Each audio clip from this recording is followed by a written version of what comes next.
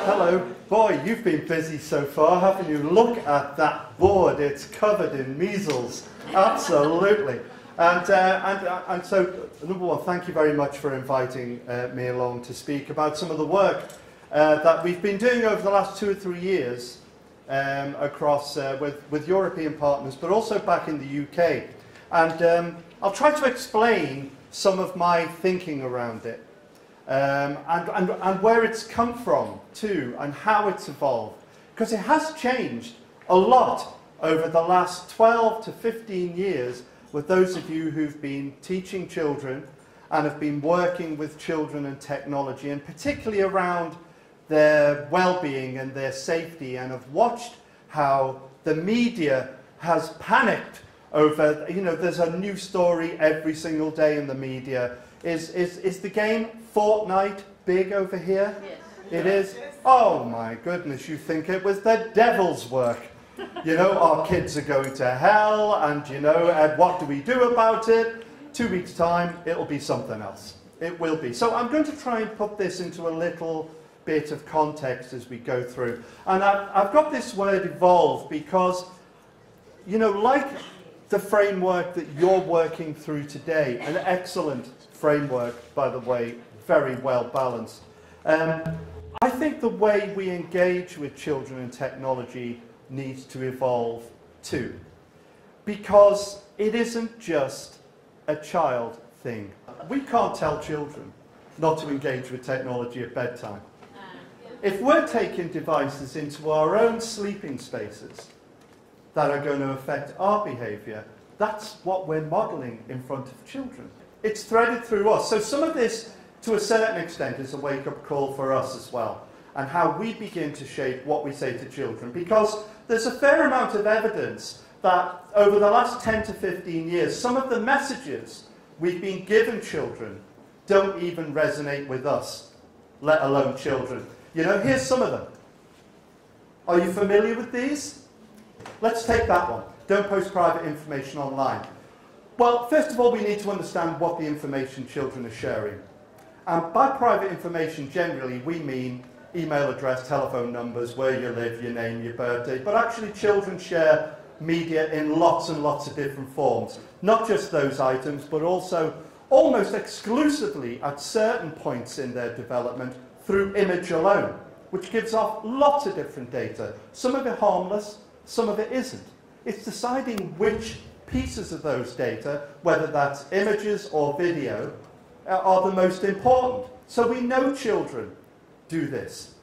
And they do it for a whole host of different reasons. Sometimes they're even cleverer than we think, because some kids will post private information online, over 1 in 4 of them, and give false information to throw people off the trail or the scent. That's quite a sophisticated strategy. It's like giving a false telephone number out in a club to someone who's asked for your telephone number, but you don't really want to meet them. You know, it's the equivalent of doing that, which is quite a sophisticated but risky strategy too. Why do children post? Do you know what? There's a whole host of reasons, I think, why they do. And it's what we did when we were growing up too. You know, if you are a growing teen, you are bursting at the seams in all directions, both sexually but socially, to try and work out where your place in the world is. And you will use a whole host of mechanisms, both online and offline, to try and find out where you fit. It's an important part of child development. Ken Robinson, who's an educator from the UK, now works in the States, calls it finding your tribe. And that's what we all try to do. We all try to find our tribe. We try to find people with whom we fit, who we can contribute to socially, that have similar ideas, can bounce ideas off. So this stuff is really important. And we do want to establish our social presence, and young people will want to explore their sexual identity. Now, there's two ways we can involve ourselves in this. We can be part of that process to ensure that's a positive outcome, or we can try to stop it and move ourselves away from any control over the situation, because it will happen with or without us. It's best to be part of that process and right in at the heart. The problem is that sometimes the dialogue we have around this doesn't help. Young people tell us through research that they do want help around online. This thing about, oh, you know, kids know everything, they're great at it, they're fantastic at it. There are huge gaps in their knowledge, particularly around the psychosocial aspects of technology. Very good at pressing buttons and knowing where all the switches are and knowing how to apply 10,000 filters over a selfie. But you know, the point is that they're children with all the naivety and inexperience that comes with being young. And let's face it, they don't even have the apparatus within their own brains and nervous system to be able to assess risk well. And guess what? Neither did we. Think of all those really embarrassing things that you did when you were 14 or 13 or 16 or 25. You know? All of those things are part of development too. Okay, so when we compare what adults do and the adults modelling, it's even more sophisticated, because deciding what you share depends. It depends what situation you're in. So do you see, this whole idea depends. The whole concept of what we're talking about depends on choice. It depends on what are the benefits, what's the information I'm sharing, who do I want to see it, and who am I sharing it, and how is there a trade-off? That's a complex thing, much more complex thing than saying don't share private information. Okay, so what can we do about this? Well, much as you've done, we need to begin perhaps to change how we have this dialogue with children and young people. Not only how we train educators, but also how we as educators talk about this to children. This isn't a discrete thing. You don't look at your watch and think, oh, it's 3 o'clock on a Wednesday afternoon, it must be time to talk about technology. This is threaded into whatever we do, whether that's literacy or English or language or numeracy or science. There are always opportunities to knit this through. That's a big challenge. It's a big challenge, but hopefully I'm going to give you some shortcuts around it too. We're interested not just in knowledge and skills, but actually we're beginning to become more interested in how technology impacts on behaviours and attitudes. As I said, we need to change the focus. More and more of our work is beginning to focus on that behaviour and attitude aspect of it, those outcomes, trying to get the right positive outcomes from the dialogue that we have with children. And the dialogue needs to be right.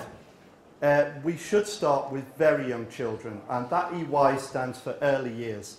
In the UK, the biggest group who are adopting technology at the greatest rate are 3- and 4-year-old children. You might see it here, because they're growing up in environments where this is the norm. The latest data from the UK is 1 in 4 3- and 4-year-olds in the UK own, not just use, but own their own digital device. That's a big change that's happened quite rapidly.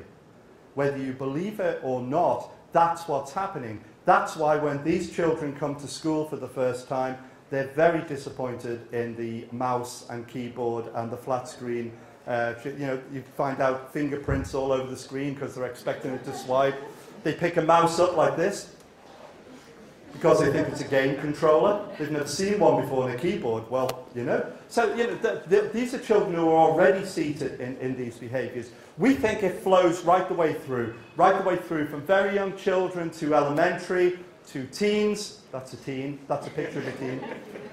Right up to those around 18, you know, who are ready to move into either the workplace or graduation. And we think too it should happen across a range of environments, places where children find themselves.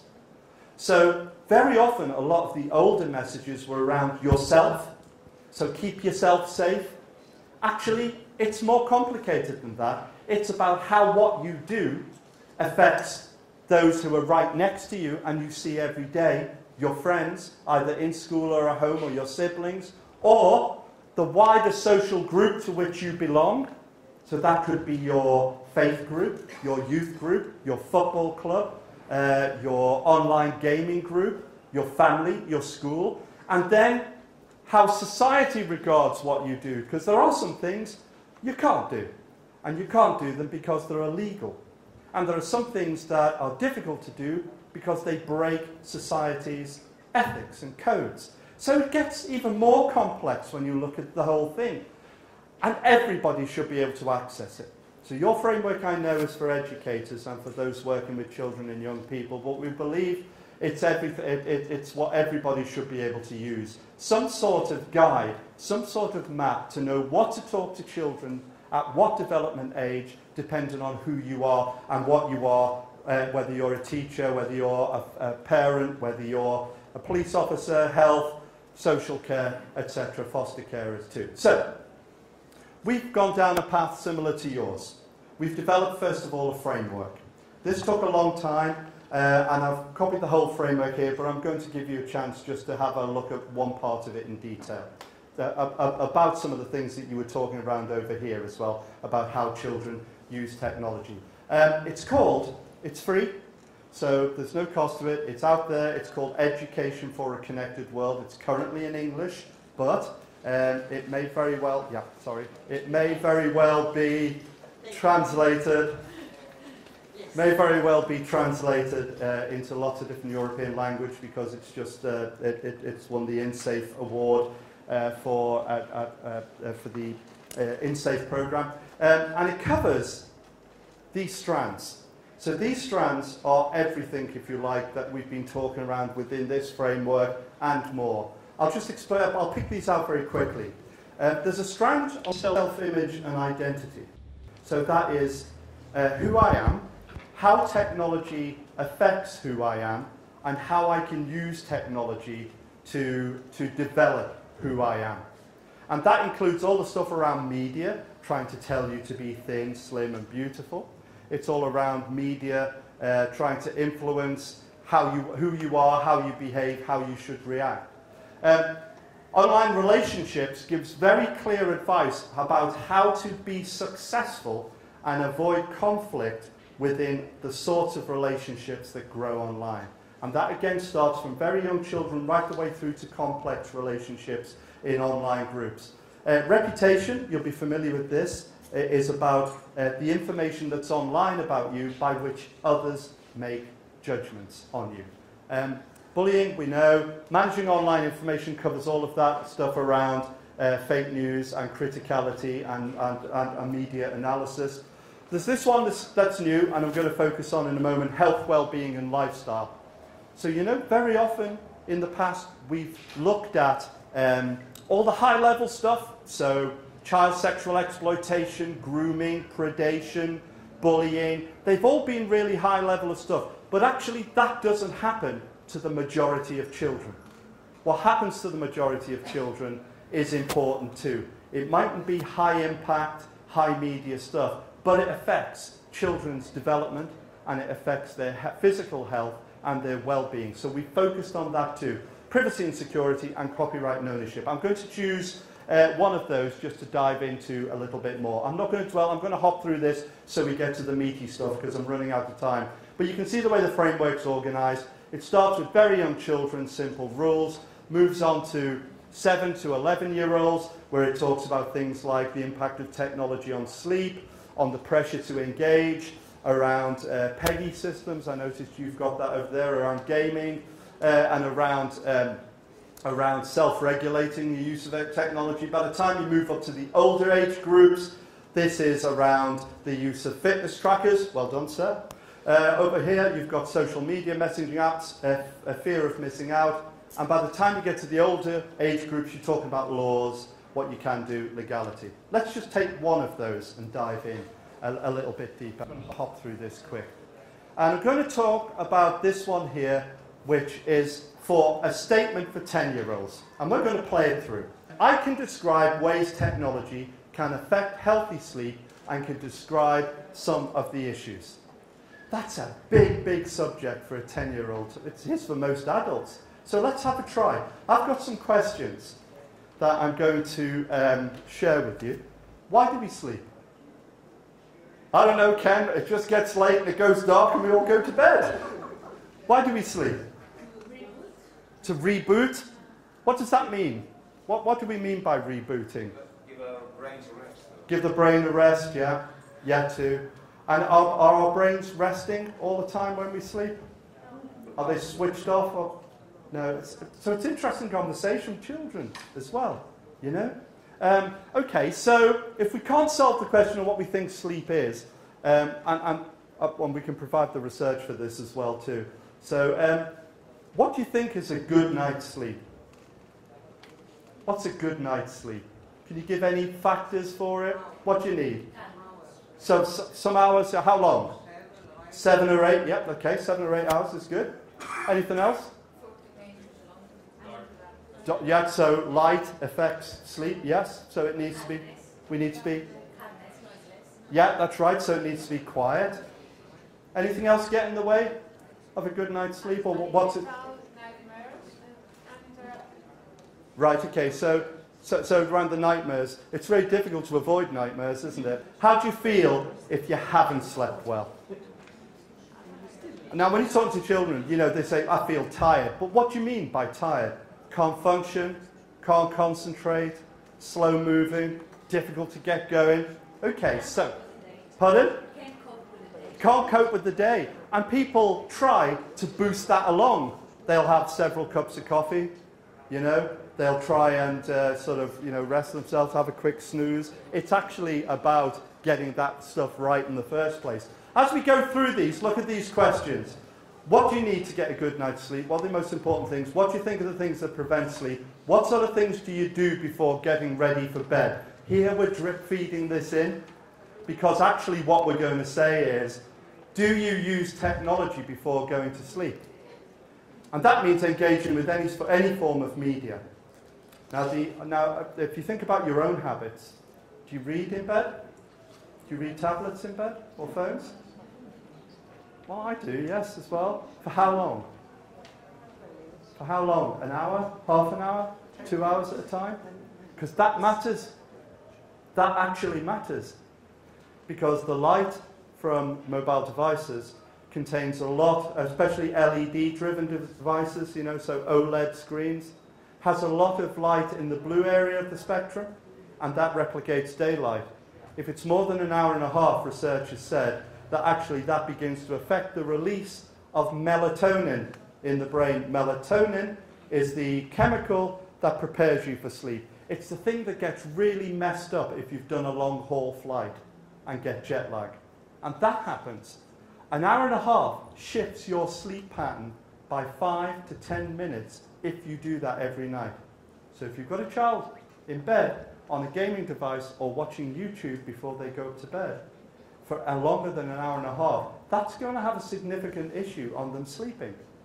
This is not behavior, this is the impact of this in terms of medical science. Even if you're, you know, an educator, but if you're a parent or you're a sibling and you've got younger siblings at home, you know, I think this stuff is important for us all to be able to change the way we do stuff, and particularly if we can make that change and tackle, rather than tackling the issues as they arise, but go back and begin to talk about and educate some of the attitudes in very young children, very often we can eliminate some of the causes of those issues that happen a little bit later. And that's building on prior learning. But that takes a big cultural change for us to do. And it's a challenge. But we owe it to children. This is the one area of children's lives that their education and guidance around, both at home and at school, is probably the worst. Because very often, if we're not comfortable with it, we tend to back away from it. Doesn't happen with English, doesn't happen with language, doesn't happen with maths, doesn't happen with science, but it does happen with this. So perhaps it's time we change that as a collective. Thanks very much for your time and attention. Thank you.